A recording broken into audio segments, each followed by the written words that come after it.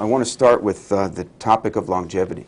The most important thing we can do, one of the most important things we can do to extend our lifespan is to keep our glucose and insulin levels as low as possible. The reason for that is glucose, when levels are higher in the blood, we undergo a rate of glycation much faster than we normally would. And what is glycation? Glycation is simply the attachment of sugar to our protein molecules. 99% of our cellular function is carried out by proteins. Our proteins are absolutely critical to normal life processes within the cell. Well, proteins are very efficient molecules. They're very slippery, long-chain polypeptide molecules that are constantly mingling in the soup inside the cell, or the cytoplasm. As they mingle, they bump into one another, they roll around one another, they bounce off one another, and they still get their jobs done. Primarily because they're very slippery. If you ever tried to play catch with a raw oyster, you know what I'm talking about. Well, if you wanted to play catch with an oyster, how would you make that oyster sticky? Well, one thing you could do is put some molasses on it and put it in the oven for a few minutes. What you're doing is you're sugaring it. You're glycating it, the process of glycation. And that will make the oyster sticky and easy to grab onto. Well, all of us are glycating 100% of the time, 24 hours a day, 7 days a week. It's a normal, natural process, yet it's a detrimental process to life. And therefore, we want to glycate as little as possible. Since glycation is a passive process of the attachment of sugar to protein molecules, it stands to reason that the higher the blood sugar, the more we're going to glycate. The more sugar that the proteins are exposed to, the more they will attach to. So the higher the blood sugar, the more we glycate. Now, when proteins are glycated, they become sticky. They start to stick together within the cell, and they work much less efficiently. That starts to lead to cellular dysfunction, inflammation, tissue inflammation, and it starts the process of degenerative disease. Things like atherosclerosis, hardening of the arteries, early heart attacks and strokes, inflammatory diseases, basically poor health that leads to degenerative disease. Now, what's wrong with degenerative disease? Well, obviously there are problems with degenerative disease, but our longevity is dependent on nothing else at this stage of medicine where we are now than the prevention of degenerative disease. People don't die of old age. People die of degenerative disease.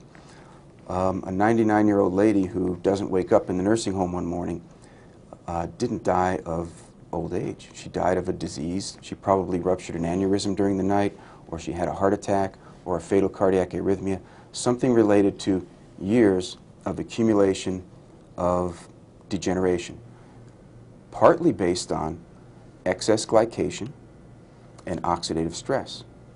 So we get less glycation, and since glycation in causing proteins to stick together leads to oxidative stress, we age faster when we have high sugar levels. The other issue is high sugar levels lead to high insulin levels. As blood sugar goes up, we have to move that sugar from the blood into the cell. That's done by a hormone called insulin. The higher the blood sugar level, the more insulin we have to make. As insulin levels rise in the bloodstream, insulin also leads to degenerative disease because high insulin levels also cause oxidative stress.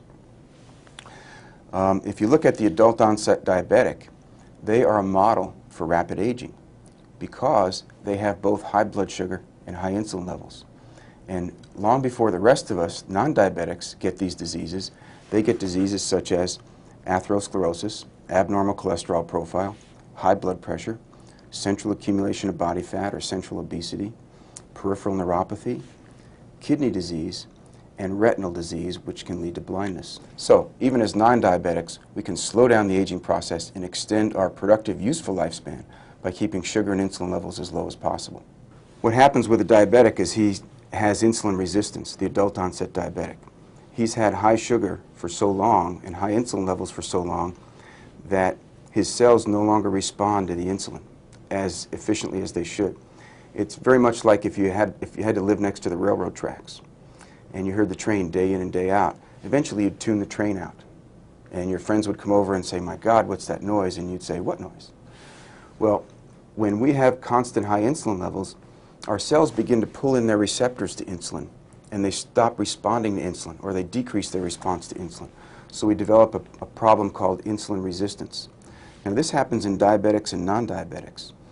The difference is, in order to develop adult onset diabetes, your insulin resistance increases and increases and increases to the point that your pancreas can't make enough insulin to compensate for it. As we become more insulin resistant, the pancreas reacts by making more insulin. So higher insulin levels then are necessary to get the cells to pull sugar in from the blood into the cell. As that insulin level gets higher and higher, we get more and more insulin resistant. So the pancreas compensates by making more and more insulin. At some point, the pancreas can't make any more insulin. So you have high sugar, very high insulin, and now you develop insulin resistance, so the insulin you have isn't enough to bring the sugar from the blood into the cell, and the sugar levels go too high, and now you're diabetic. But it's not only sugar. You're going to find that there are a large number of foods that increase blood sugar rapidly and dramatically that aren't even sweet. And that's part of the keys to this little lesson here, is to learn what foods those are. Because you can not eat sweets and still run very high blood sugars by virtue of eating a lot of high glycemic foods. Just to summarize briefly, one of the main keys to longevity is keeping glucose and insulin levels low by the result of preventing degenerative disease. Now, when we talk about sugar and insulin levels, there are 3 foods on the planet to eat: proteins, carbohydrates, and fats. When we talk about glucose and insulin, we're talking primarily about carbohydrates, because proteins and fats, relatively speaking, have very little effect on blood sugar. Now, carbohydrates come in various forms, and not all carbohydrates are created equal. No matter what carbohydrate you eat, however, it's absorbed into the blood as glucose, or sugar. That's true if you eat a bowl of sugar or if you eat a bowl of broccoli. The difference is how quickly that happens. If you eat a bowl of sugar, it happens instantly. Before you even swallow the sugar, your blood sugar is going up because it's absorbed from your mouth, from under your tongue. Very rapidly, your sugar levels go way up, and that requires the pancreas to make a large amount of insulin. If you eat a bowl of broccoli, it has to be digested, the cellulose has to be broken down, the digestible carbohydrate has to be separated from the non-digestible fiber, and it's a long, slow process. Blood sugar goes up very slowly and gradually over about 2 hours, which allows insulin levels to climb very slowly and gradually over about 2 hours. Tremendous difference in the health consequences. Okay, one is causing high blood sugar, high insulin, rapid glycation, excess glycation, high insulin levels, more oxidative stress, more degenerative disease, day after day, week after week, year after year. Probably makes a difference of about 10 to 15 years in lifespan between the person, non-diabetics now, who eats a poor diet and doesn't exercise versus the person that eats a low glycemic diet and exercises. That's just my opinion. I don't have data to back that 10 or 15 years statement up, but I feel very strongly about it. You with me so far? Sure am. Okay. So now we want to talk about what insulin is and what it does. I talked about the consequences of high insulin. Insulin is our fuel injector. When we eat carbohydrates, we put the carbohydrates into our gastrointestinal system, absorb it into the bloodstream, and the sugar does us no good in the bloodstream. It's useless. In order to burn that sugar for fuel, we need to get it into our cells. Very much like when you put gasoline in your car, you put it in the tank. It doesn't push the car until you get it into the cylinder. So you have a fuel injector to move the gas from the tank into the cylinder where it combusts to move the car.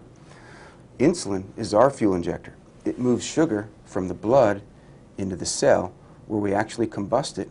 We send it down a chain of reactions to burn it, so to speak, and extract the energy. Now, let's look at a cell and look at how insulin affects the cell. Here's a cell with its insulin receptor. All cells have receptor sites that proteins, hormones, and other molecules, even drugs, can hook onto to affect the cell. So here's a cell. Here's a blood vessel going by, and that blood vessel has glucose in it. It has blood, and there's sugar in the blood in the form of glucose. Here's an insulin molecule. Now, what insulin does, it attaches to the receptor site, and insulin is now affecting the cell. The first thing it does is it opens up a channel to bring glucose into the cell. So the glucose enters the cell, and now it's sent down a chain of reactions to extract the energy, to burn it, so to speak.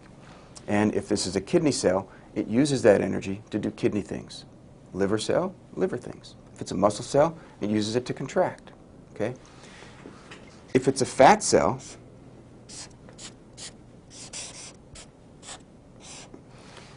it doesn't burn the sugar. It converts it to fat, because that's its job. Fat cell is an energy storage depot, and its job is to take the energy from glucose, convert it to fat, and store it for a rainy day. So, what it does is it converts that glucose to fat, packs it up against the wall to make room for more. Now, in between meals, when sugar is low, we're supposed to move that fat back into the blood to restore the energy available to our other cells. So what we'll do is we'll turn that fat into a little tiny product, a molecule called free fatty acids, which are then delivered back into the bloodstream as energy molecules that our other cells, kidney cells, liver cells, muscle cells, can pick up and burn for energy, just like they would burn sugar. Different metabolic pathway, but energy nonetheless. With me? Okay. So, unfortunately, the other effect that insulin has on our cells is to block this process of converting fat to free fatty acids. So insulin prevents us from utilizing our body fat.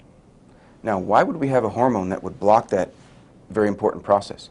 Because insulin is balanced with other hormones that promote fat burning, that promote fat breakdown, particularly glucagon, but also growth hormone and male hormones like testosterone promote fat burning. So the problem with this is, between meals, if our insulin levels are still high, we can't get at our body fat, and we become tired, weak, and hungry.